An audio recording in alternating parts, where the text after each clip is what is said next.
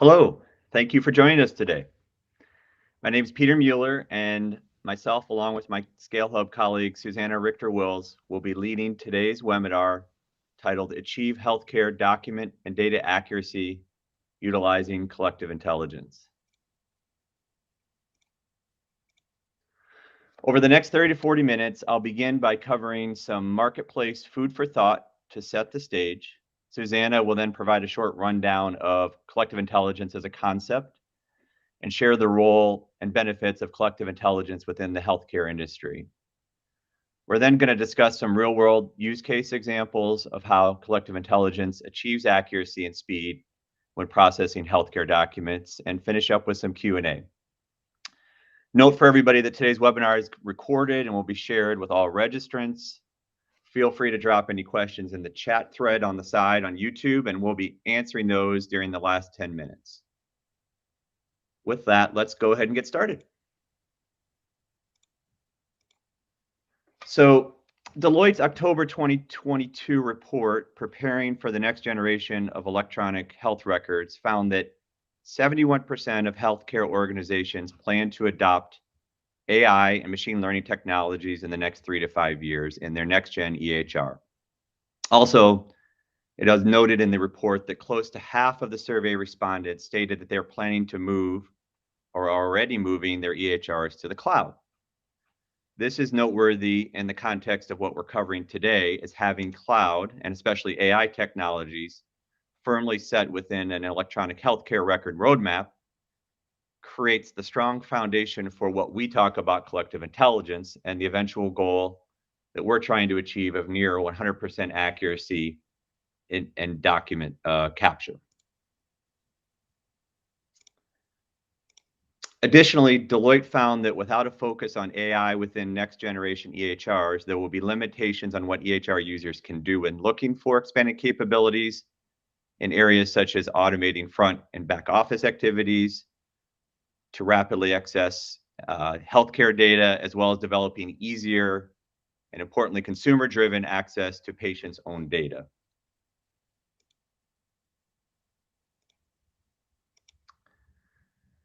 This same report also called out some specific challenges with EHRs and patient portals. One particular was constrained access to health and care information, given the lack of intelligent automation and insight-driven processes and workflows. This, of course, and naturally leads to more manual data entry and searching and pecking around, and creates inefficiencies overall for the workforce. Interviewees also noted that EHRs and patient portals are not intuitive enough, and improvements are needed for both clinicians and consumers when working with documents. Specifically, clinicians stated that finding documentation in their systems is quite burdensome. One final comment of note was that finding information to form actionable insights in the EHR systems is not always easy. And even if the capability is there, figuring out how to use it, for example, sharing data and making it actionable, is often difficult. So how can improving document processing, what we do when done correctly, how can it address the challenges and in turn improve the patient care experience overall?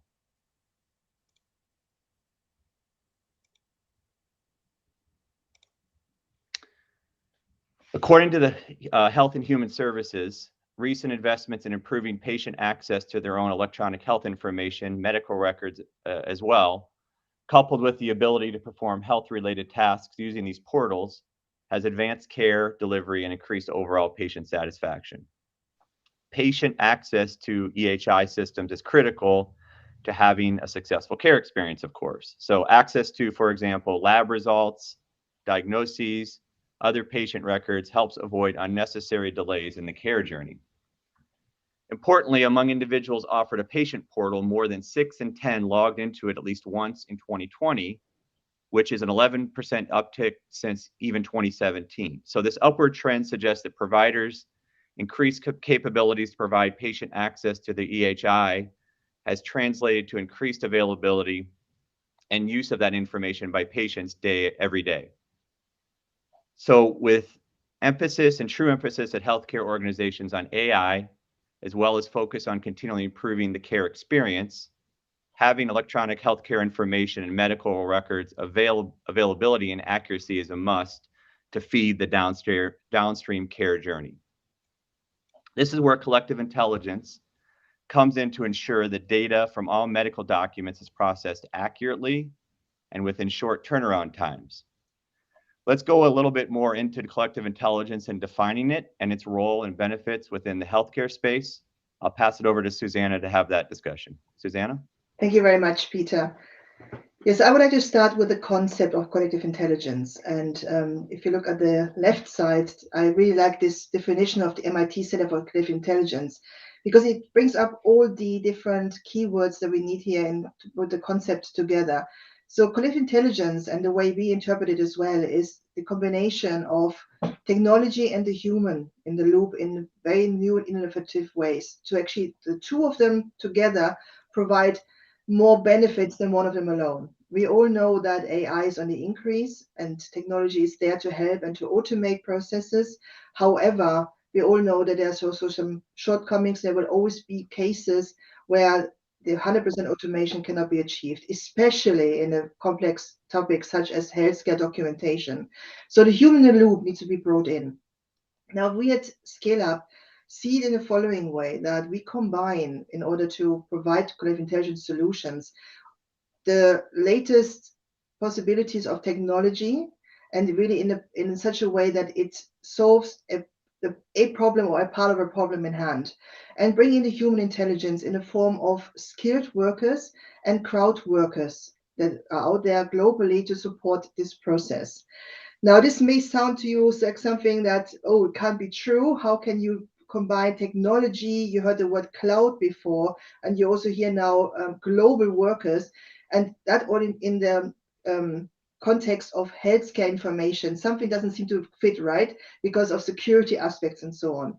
However, over the next minutes, we want to really show you how this is applicable to especially sensitive data and how this concept not only assures that data is secure, it's really protected, but it also opens up the ability to incorporate this technology or human workers in order to really support and therefore help to improve the patient practitioner relationship with clean data. That's what it's all about.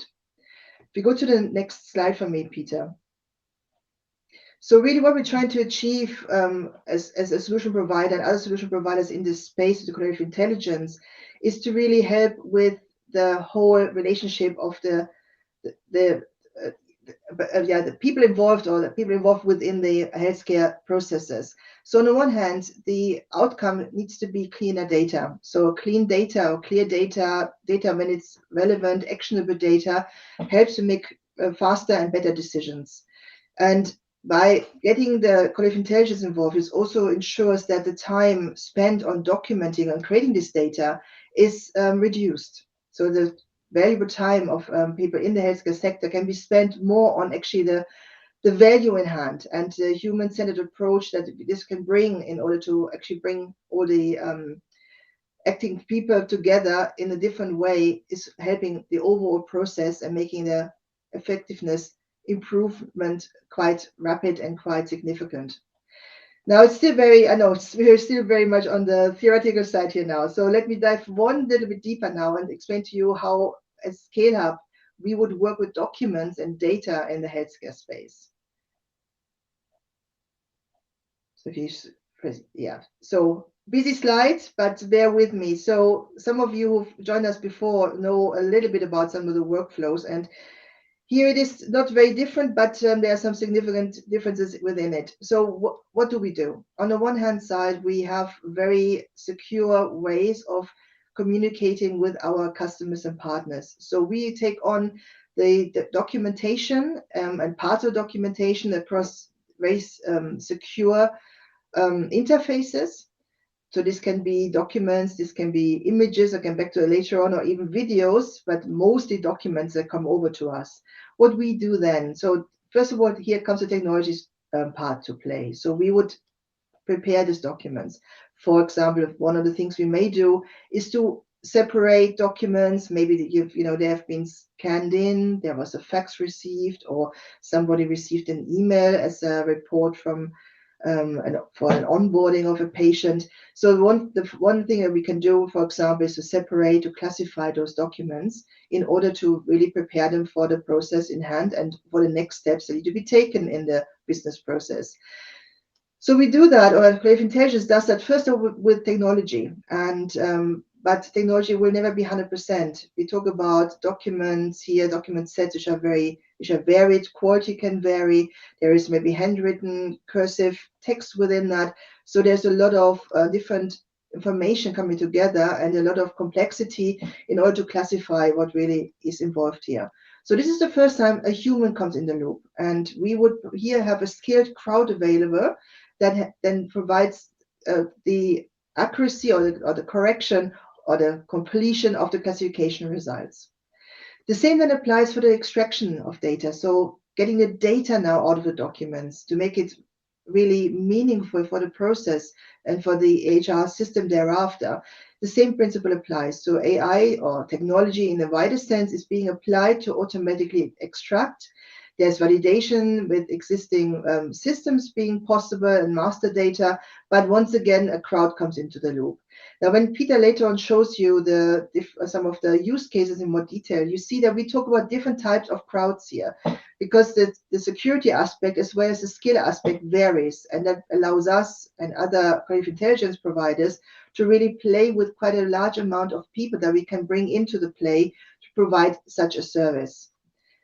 If you go to the next slide for me, Peter, the global talent that we can accrue, as I said, it's in the form of crowd, so crowdsourcing, which may or may not mean something to you. So this really, on the one hand side, means we have access to talent that is globally distributed. And we talk about, of course, here having also a global customer base. So we are able to really have access to this resource in a very secure way, first of all, of course, when we talk about a little bit about security later on, but also we can um, select the workers which are suitable for particular task in hand. So we have technology again available to us, and this is where we, as Scalar, for example, specialize.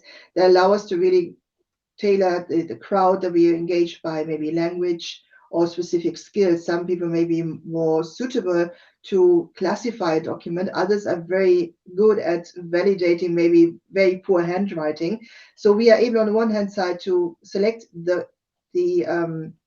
crowd, then to engage them in a very compliant, especially HIPAA compliant way, so they can contribute to the workflow and they're available to the process in hand.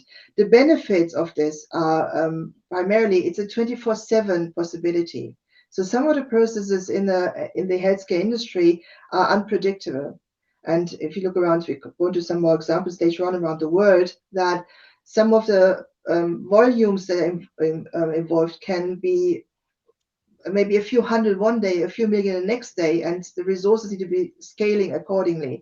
And this is one of the benefits of having global access to talent, in the sense that we can instantly scale up and down the resources as needed. So it's really a extended workforce that's there on demand with a very secure and also a very innovative way of engaging with the systems that are running in the healthcare organizations, and therefore provide a lot of benefits as and when it's needed, and with some guarantees around it on the service levels. Service levels, what we mean by that would be the turnaround time as well as the quality of the data, so that it can be assured that once the job is done, it's being done on time, it's being done when needed, and the quality is as such that it's required to carry on with the processes thereafter.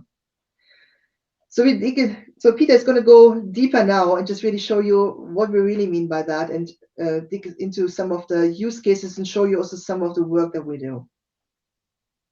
Thanks, Susanna. Yeah, and that sets a great foundation for the bigger discussion here about how collective intelligence creates benefit across the healthcare organization. Big picture challenges faced by healthcare organizations in the industry these days. If you put out a list of rising costs, shortage of healthcare professionals, demand for healthcare services, and then the need to adapt to new technologies to improve patient outcomes, all feed the overall complexity of the healthcare system that we see generally. So with those challenges, requires innovative solutions such as collective intelligence for improving on the quality, accessibility, and even it can feed into the affordability because we're reducing costs of healthcare services. That's a lot to bite off, but it really, the idea here is that collective intelligence can create huge benefit across the healthcare organization, and mainly by assisting with the accuracy of data, like Susanna talked about, feeding patient care systems, the overall health information management program, and then what we'll talk about is, additionally the claims management and revenue cycle management.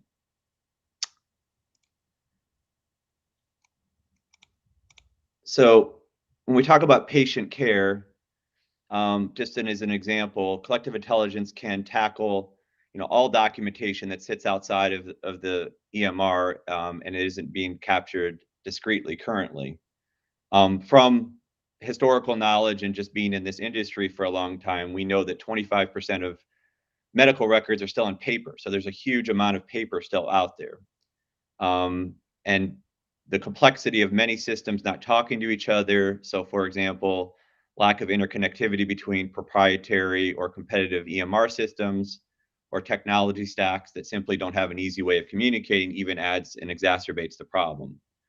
So one example, just out of the few I have on here, is an ambulatory surgical center still use a lot of paper-based documents.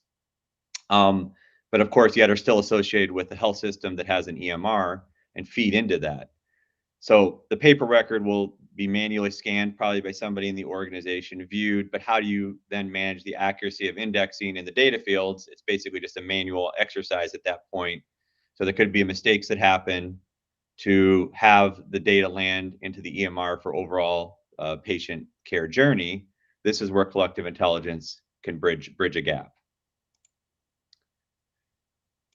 A second example, in health information management systems, healthcare providers need quick and correct indexing of medical records and ensuring that, for example, physician notes, labs, radiology reports, information requests, signed discharges, referrals, all types of documents are easily and speedily accessible to both the patient and practitioner within the system. So collective intelligence can provide the accuracy and speed, everything we've been talking about, even at large volumes. And we're saying hundreds of thousands, millions of documents a day to make this a reality for easily accessing these documents within the system.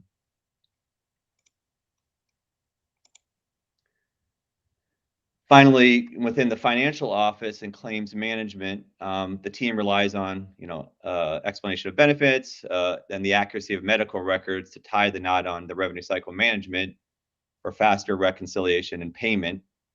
This directly feeds the bottom line. So any inconsistencies in the documentation feeding the AHR or claim system can lead to slowdown and delayed payments. Collective intelligence, from our point of view, can be the finance team's best friend for fast and tidy invoice and EOB data feeds, and simplify the whole process.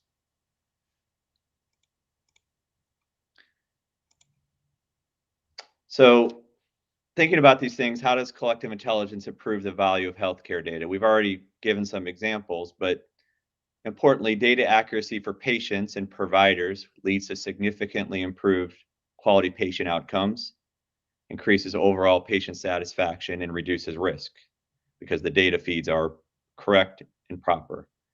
Accessing the skilled HIPAA compliant staffing, which Susanna mentioned, they're on demand and they're 24/7, eliminates the need to pre-plan resource allocation and allows for scalable growth or even reduction in the volumes that you're processing through.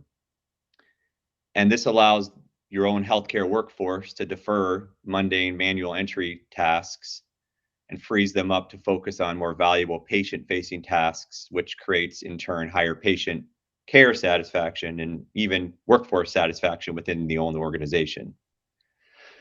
And finally, we often talk about the agility and the speed to adapt to different documents, and the volumes related to that. So we can deploy in just weeks and our managed service and AI-based system that brings relief to EHR systems and EHI system administrators and IT leaders. So that's another huge benefit.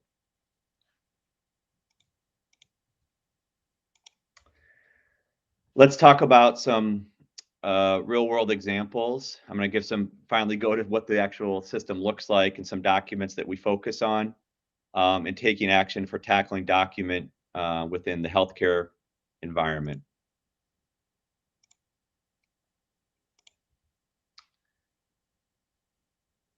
So we have, three areas we're going to focus on here.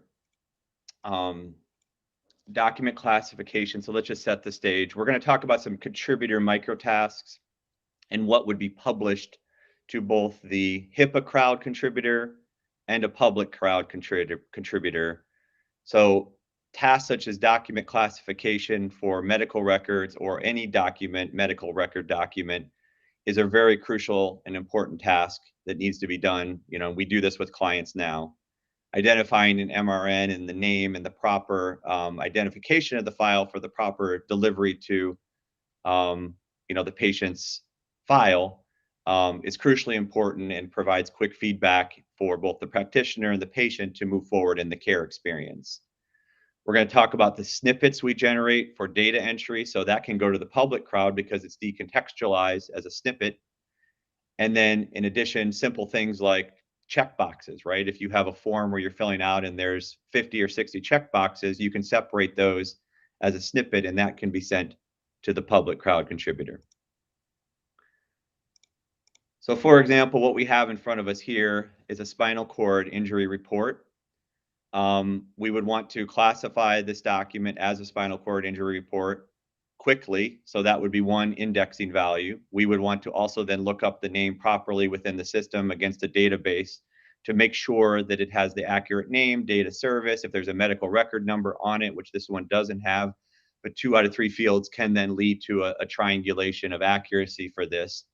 And finally, accuracy of the check boxes. All these check boxes will want to be entered into a electronic record system. So somebody sitting at their computer entering all these in one by one is of course laborious, mundane, and not a great use of time. So let's start with the classification. What we see here is there's multiple document types that can be selected. The AI system automatically identifies this as a spinal cord injury report. But if it is wrong, which is where the HI and the human intelligence come into play with collective intelligence, then it can be selected properly by the human reviewing the HIPAA certified contributor. And the system is then self-feeding and learns over time to improve the AI modeling. So it basically generates a more improved AI model as the system views and observes new document types coming in. So you see the contributor, this is the view that they have. This is when they will select the document class, and then it would move to the next phase.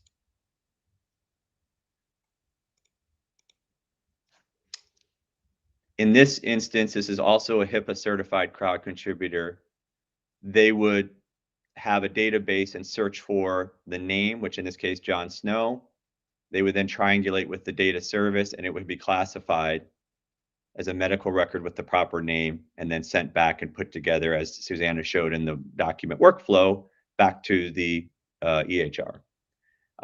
In this case, we're doing multiple names and documents and medical records within hours. The SLAs, like we talked about, are crucially important for turnaround times. So having this data back within, say, 4 hours or less can then accelerate the customer care journey and bring better results for care.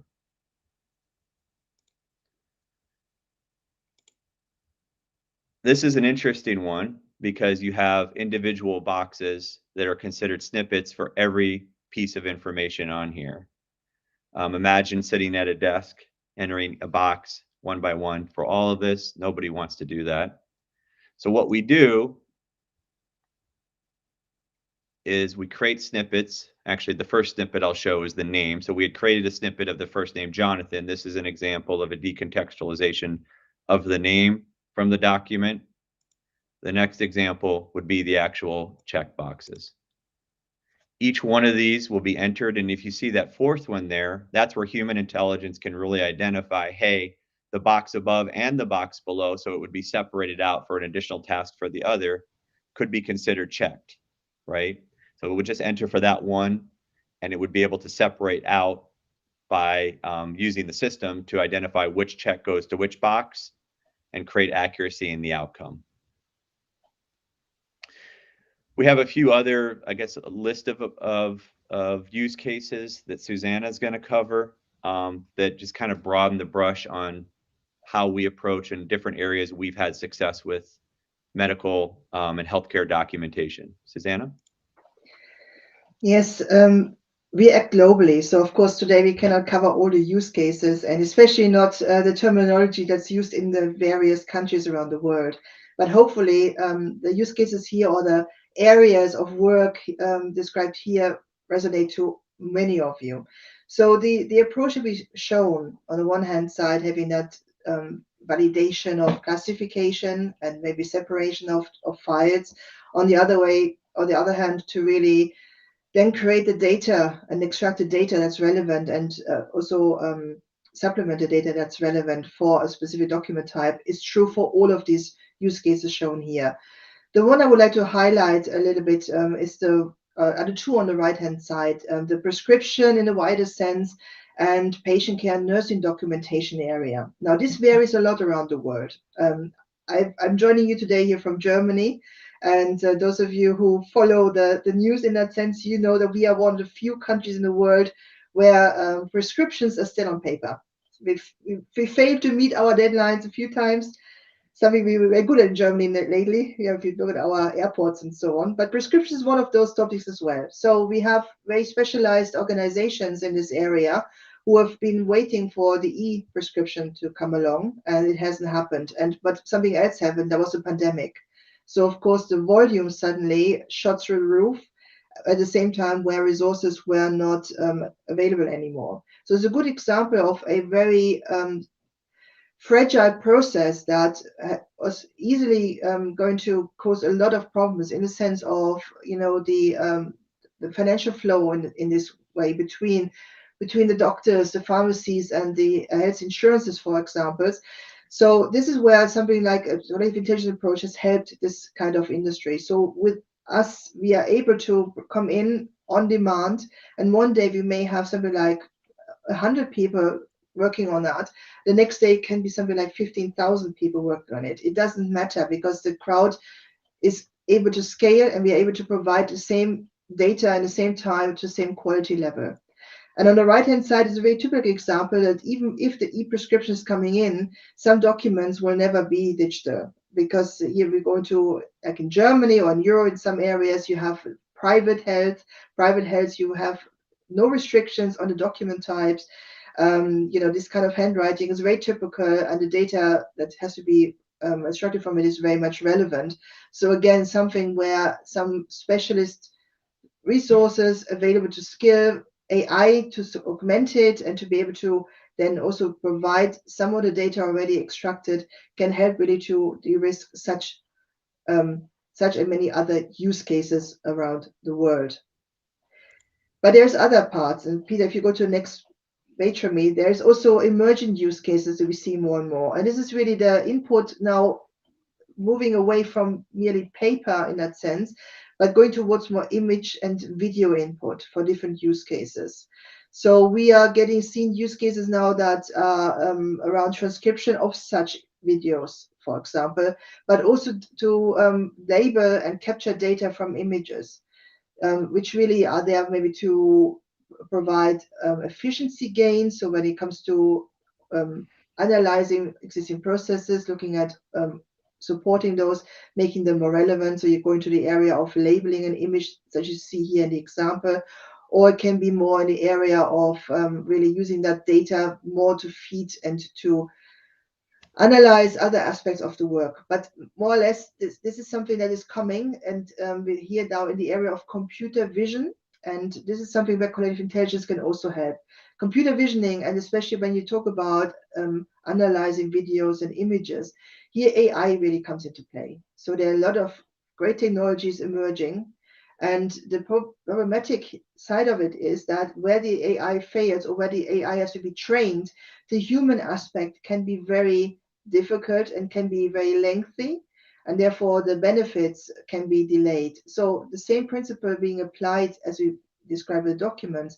So you have a combination of AI and you have the human in the crowd availability globally 24/7 available, very skilled, very scalable, can also help with this kind of use cases to become more relevant in the day-to-day business quicker because the data is there and the systems are learning. So it's really this learning cycle within this kind of new emerging use cases is very important and can, with the collective intelligence approach, be very much supported.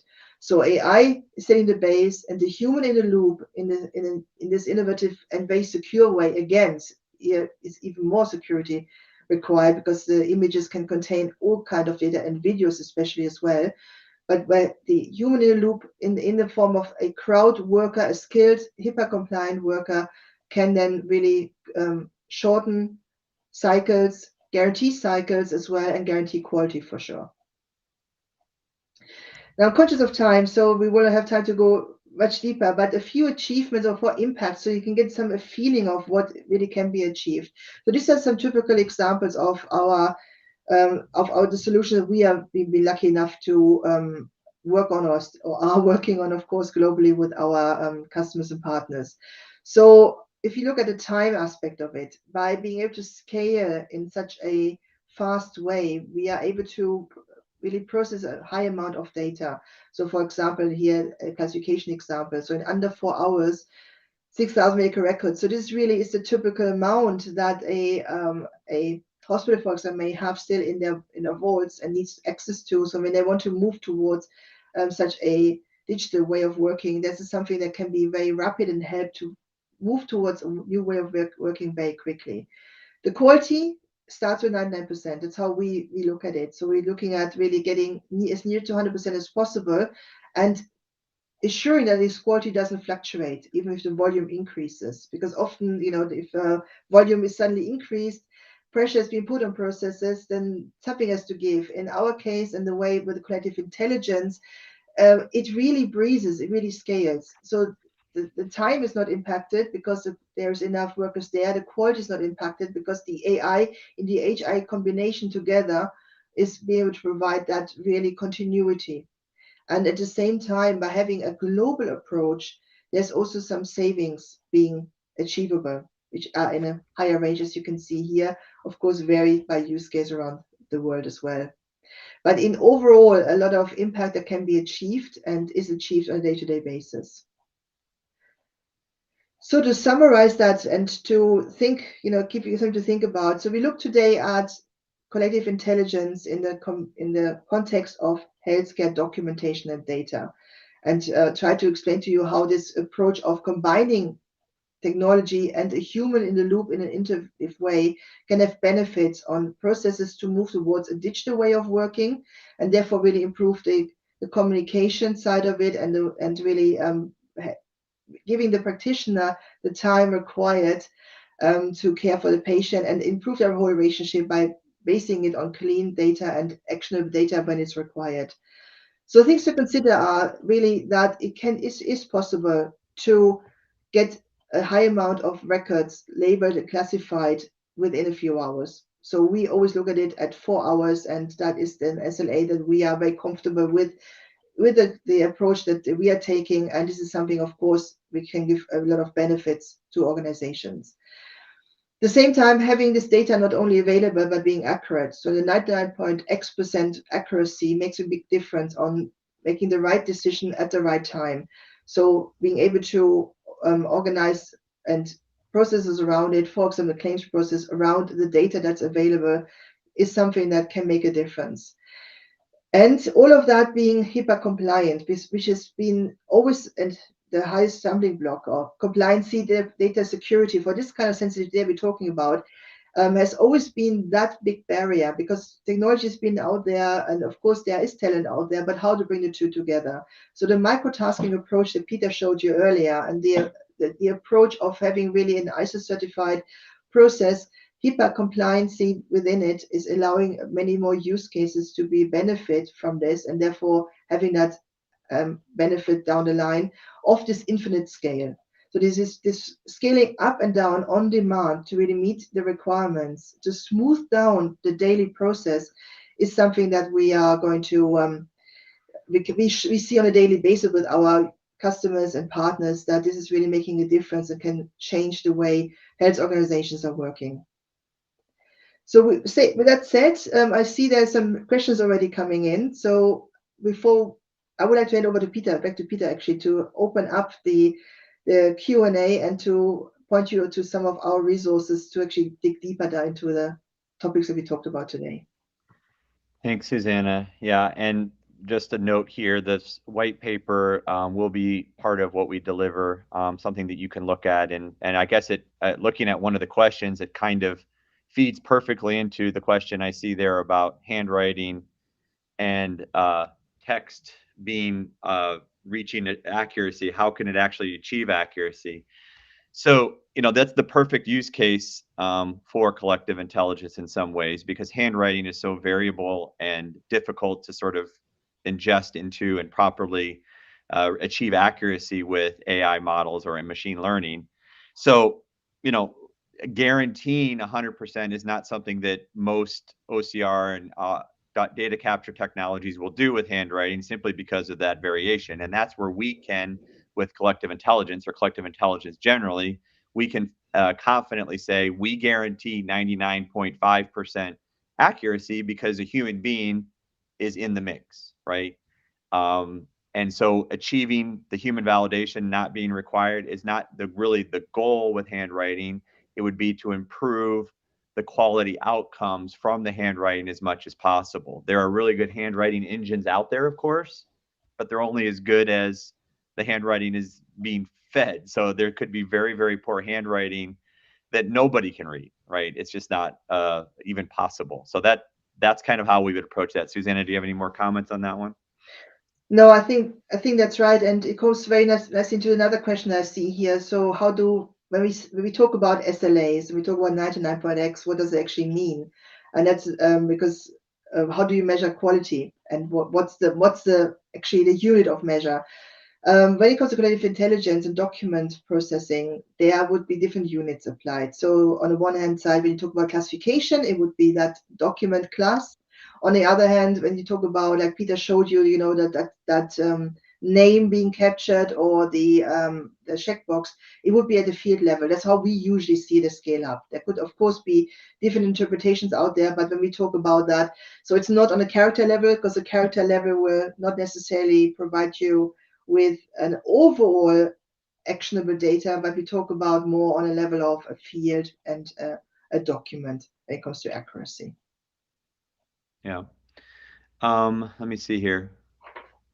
Training and support. So basically, the question is, when we're doing, say, for example, the HIPAA certified contributors, how do we train these contributors, and how do we know that they will be able to validate and key in the data correctly? So that's a really good question. Each engagement is going to be different, obviously, because there's so many different variations of document types. But for the specialist contributors or the HIPAA certified contributors, they have experience. They're in a network that we, have relationships with, a large network. So they have, experience with, classification of medical records, different document types, coding. They have experience with, really every aspect of the different documentation types that we presented today. And we, as part of it, then create a training plan for them for the specific engagement that we're bringing forward. And that takes usually maybe a week or 2 weeks, let's say, and depends on sort of their comfort level with that. But this is very part and parcel to what we do every day. The other aspect of it, where I showed in the examples a snippet, say, of a first name or other fields, of course, that doesn't really take any, in quotes, training. We would have instructions as part of the task that we publish, the micro task, and it's really meant to be. And one of our jobs is, how do we define and create a simple task that is digestible to a public user in the world, right? They could be on their phone, they could be, on their computer at home, on the move. It doesn't really matter. They're looking at it and seeing, okay, all I have to do is key from image of this handwritten name, Peter, maybe that name came from one document, the name Susanna came from a different medical record document, but it's just a name. That's it, the first name. And they'll enter that data in and then hit submit. And so support for us and training is really important. And that's how we kind of approach both of those different worlds. Let me see here. Let's see. I'll probably take one more question. So this must be maybe from a European perspective. Multilingual medical records. Well, I guess that could also be, I guess globally, multilingual medical records, and how do we achieve that? I'll speak first, Suzanne. I'll let you go. But we do have customers that are, have in the U.S. here a Spanish language as part of their process, and we have the ability to process 160 different languages. We work with specific both public crowds and specialist crowds that are, multilingual approach, so we can absolutely cover that. Susanna? Yeah, and so I saw the language. I saw the question there. What's the, apart from English, what's the language that's most represented? So that's difficult to answer. So Spanish is certainly up there because there's a lot of demand we see at the moment on that. But we also see a lot of demand from Asia, so Asian languages, where of course there is another complexity coming into it when you know those letter sets, letters that you use, or the alphabet. I'm missing a word, Peter, but you know what I mean.